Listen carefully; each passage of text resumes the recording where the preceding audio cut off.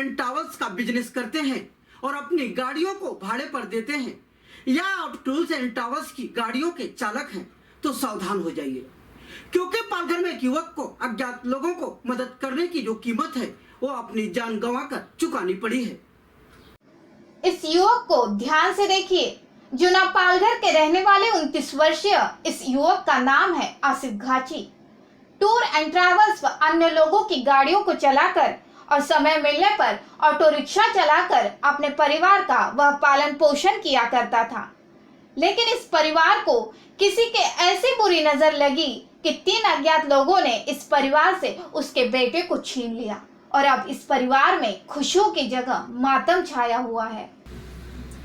शनिवार को नासिक जाने की बात कहकर अपने घर से निकले आसिफ घाची को शायद यह नहीं पता था कि वह अपने परिवार से जो है वह आखिरी बार बात कर रहा है और अपने परिवार का वह जो है आखिरी बार दीदार कर रहा है। अब वह लौटकर अपने घर कभी नहीं आने वाला है।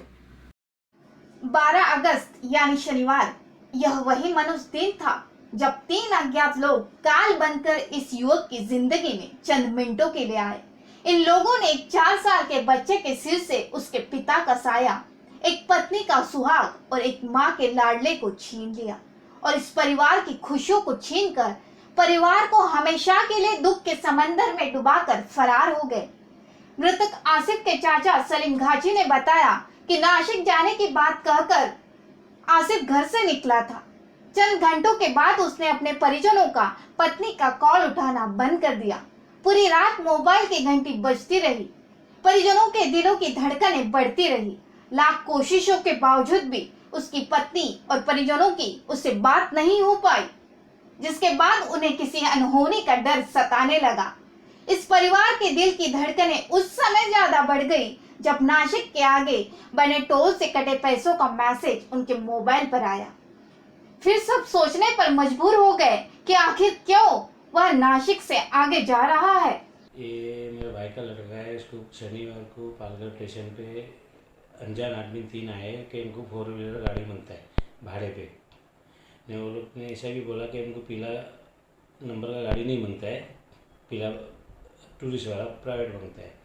तो मेरे भाई के लड़के ने उसके दोस्त का गाड़ी था, उसका नंबर दिया कि इनके पास गाड़ी है, आपको नासिक जाना है तो ये नंबर पे बोलो तो आएगा। फिर वो लोग 1-1:30 बजे उनकी मुलाकात हुई थी। बाद में वो नंबर दे के चले गया। अब मेरा भाई ऑटो चलाता, भाई का लड़का ऑटो चलाता है। फिर वो अपने धंधे पे था। फिर 4 बजे वो लोग ने जो नंबर दिया उसको एक वड़ा पाव वाले के पास जाके वड़ा पाव खाए। फिर वड़ा पाव वाले के नंबर से वो लोग ने गाड़ी वाले को कांटेक्ट किया। वड़ा पाव वाले को बोला कि हमारा रिचार्ज खलास हो चुका है, जरा हमको एक फ़ोन करने दो। तो वड़ा पाव वाले ने उसको फ़ोन दिया अपना। तो उस फ़ोन पे से गाड़ी बुलाया और भाड़ा थरा के वो नासिक के लिए निकला। फिर वो गाड़ी वाला और हमारा भाई का लड़का का दोस्त है, तो फिर उसको मेरे भाई के लड़के को बोला तू जा नासिक गाड़ी लेके, बदली में जाता है वो।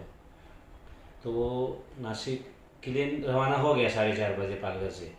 फिर नासिक पहुंचने के बाद उन्होंने हमारे भाई के लड़के का कांटेक्ट ख़त्म हो गया। हम रिंग करते वो नहीं उठा रहा है, रात भर हमने रिंग किया नहीं उठा रहा है। फिर हम पुलिस स्टेशन गए। पुलिस स्टेशन से भी बोला कि तो हम आपकी कंप्लेंट ले लेते, आप भी ढूंढो हम भी ढूंढते। अभी एक पुलिस नासिक के आगे गाड़ी निकल गया। पिछले 4 दिनों से लापता कार चालक युवक आसिफ घाची के शव को पालघर पुलिस ने मोखड़ा के घने जंगलों से बरामद कर लिया है।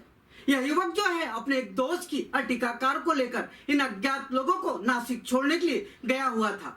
इन अज्ञात लोगों ने इस युवक की हत्या करके उसके शव को जो है मोखाड़ा के घने जंगलों में फेंक कर वह फरार हो गए।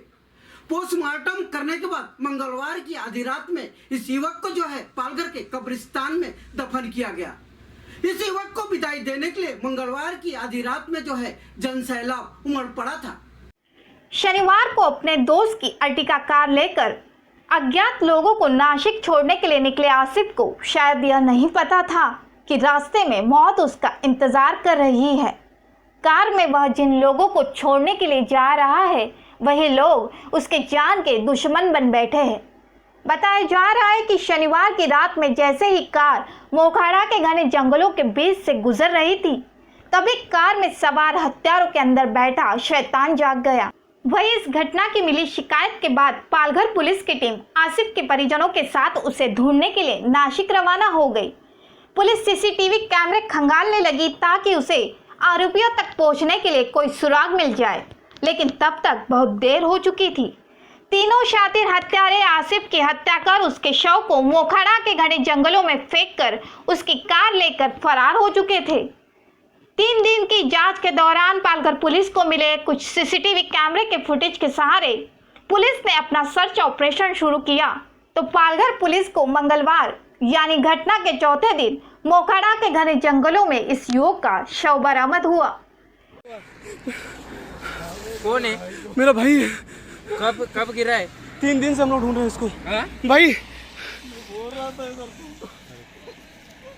ए फोन कर मैडम।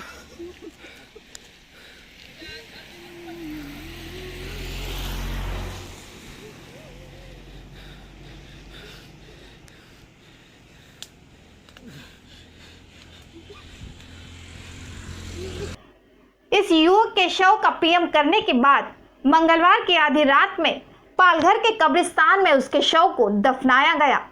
इस युवक को आखिरी विदाई देने के लिए मंगलवार की आधी रात में जनसैलाब उमड़ पड़ा था। इन हत्यारों ने इस युवक की हत्या क्यों की, अभी तक यह पता नहीं चल पाया है।